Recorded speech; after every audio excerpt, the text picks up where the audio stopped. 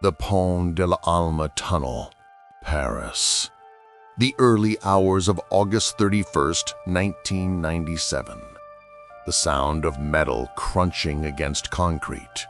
The car, a Mercedes S280, destroyed. Inside it, the most famous and beloved woman on the planet, Diana, Princess of Wales. The official story told us it was an accident. Tragic, yes, but an accident. They blamed the drunk driver and the paparazzi who were chasing her. But what if the official story is just the beginning of the cover-up? What if the crash was, in fact, the scene of a perfectly orchestrated crime?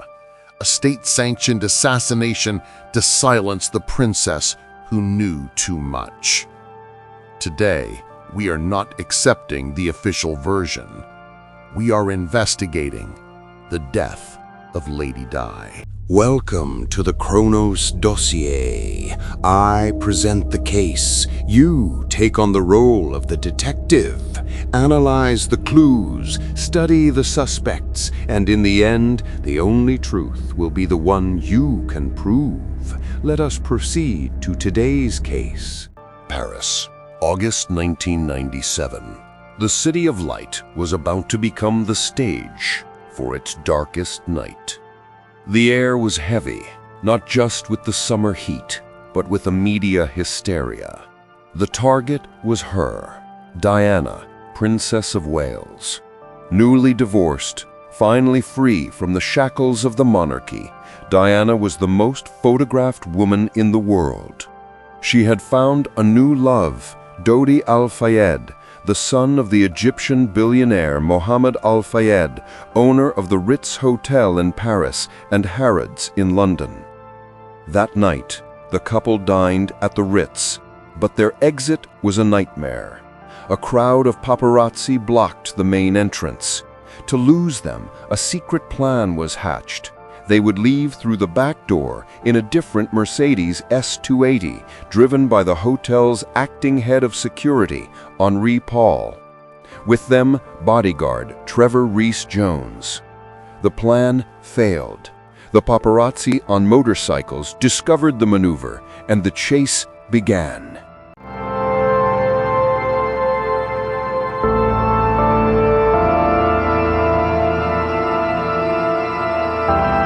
Shortly after midnight, the Mercedes entered the Pont de l'Alma tunnel at high speed. And then, chaos. The car lost control, struck the 13th concrete pillar violently, spun and slammed into the opposite wall. The silence that followed was broken by the camera flashes that arrived on the scene even before the ambulances. Henri Paul and Dodi Al-Fayed died instantly. Diana was alive, but gravely injured. Trevor Rees-Jones, the sole survivor, was in critical condition. The princess was taken to the Paget Subachère Hospital, but it was too late. At 4 a.m., the People's Princess was declared dead. The official investigation, concluded by France in 1999 and later by Britain's Operation Paget, was clear. It was a tragic and avoidable accident. The dossier points to two main culprits. Henri Paul was under the influence of prescription drugs and had a blood alcohol content 3 times the legal limit.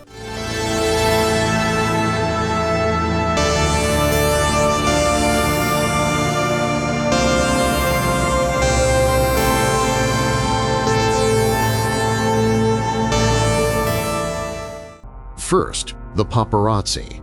The relentless and aggressive pursuit allegedly forced the driver to dangerous speeds. Second, and more importantly, the driver, Henri Paul. The autopsy revealed he had a blood alcohol level 3 times the French legal limit, along with traces of antidepressants. The official conclusion? Henri Paul, drunk and speeding, lost control. A tragic but simple ending. But this is where the Chronos Dossier begins to unravel. The first conflicting clue: the Ritz security footage. In the tapes, Henri Paul is seen walking, talking, even bending down to tie his shoes. He shows no visible signs of extreme intoxication. Witnesses who spoke with him that night insist he was sober. This raised a central question. Were the blood samples tested really Henri Paul's? There were rumors of switched samples, of contamination. If he wasn't drunk, the entire simple accident thesis collapses. And there's more. The car. That Mercedes S280 had a history. It had been stolen and recovered months earlier.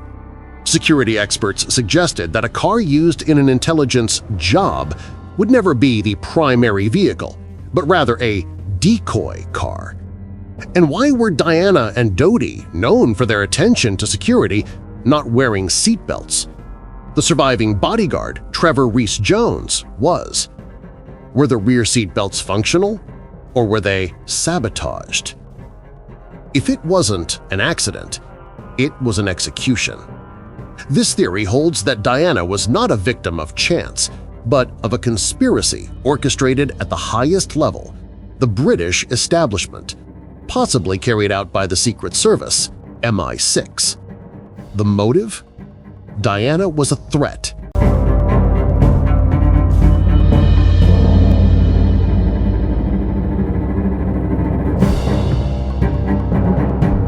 The rumors were deafening. Diana was allegedly pregnant with Dodie's child and planned to marry him. The idea of the mother of the future King of England marrying a Muslim and potentially giving the future king an Egyptian half-sibling would be intolerable to the crown. Furthermore, Diana had become an unpredictable political force.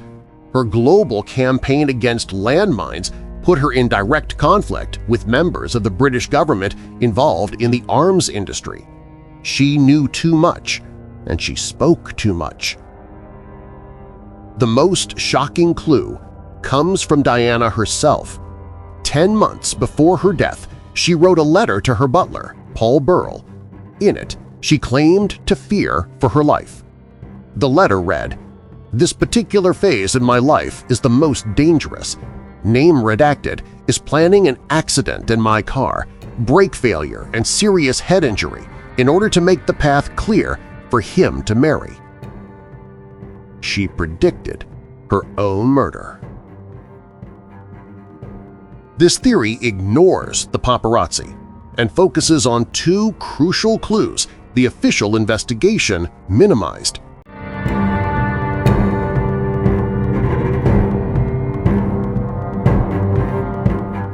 First, the bright flash. Multiple eyewitnesses, including Trevor Rees-Jones himself in his initial statements, mentioned an intense, blinding flash of light just moments before the crash, coming from a motorcycle that overtook the Mercedes, a classic disorientation technique used by intelligence services. Second, the white Fiat Uno. Forensic analysis of the Mercedes showed traces of white paint and fragments of a tail light from a Fiat Uno, a common model in France. This car allegedly collided with the Mercedes, destabilizing it before it hit the pillar. The driver of that car, a photographer named James Anderson, who had ties to intelligence services, was found dead in a burned-out car months later. The official cause? Suicide, a convenient coincidence. In this scenario, Henri Paul was not just a drunk driver. He was a pawn, perhaps an informant paid by MI6, whose role was to ensure Diana was in that car, in that tunnel, at that exact time.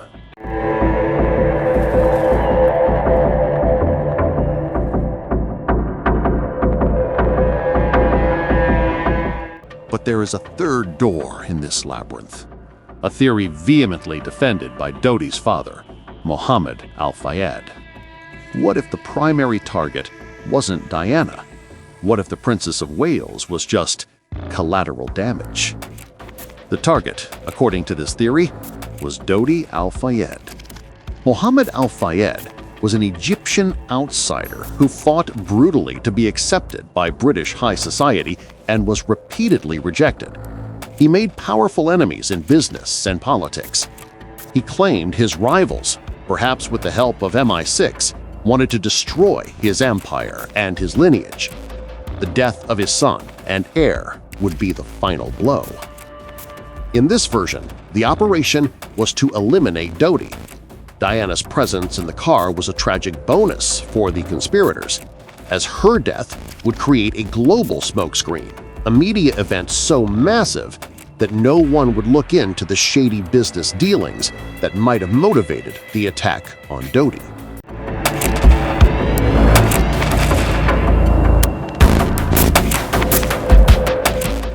Three theories, three paths, a drunk driver and aggressive paparazzi, a state execution to silence a rebellious princess, or a business hit gone tragically wrong, killing the most famous woman in the world. The dossier remains open. Why did the ambulance take nearly an hour and a half to get Diana to a hospital only 5 kilometers, about 3 miles away? Why was Diana's body embalmed just hours after her death, a procedure that destroys toxicology evidence and prevents the confirmation of a pregnancy? And who, exactly, was driving the white Fiat Uno? The Chronos Dossier is in your hands. The evidence is contradictory. Witnesses have disappeared. The truth is buried under layers of state secrets and personal tragedy. We don't give the answers. We present the facts. Now it's up to you. Review the clues. What is your theory? Leave your full analysis in the comments. The file is open. And here, the file ends. The clues have been presented, the motives are on the table, and the alibis are fragile. Now, the work is yours.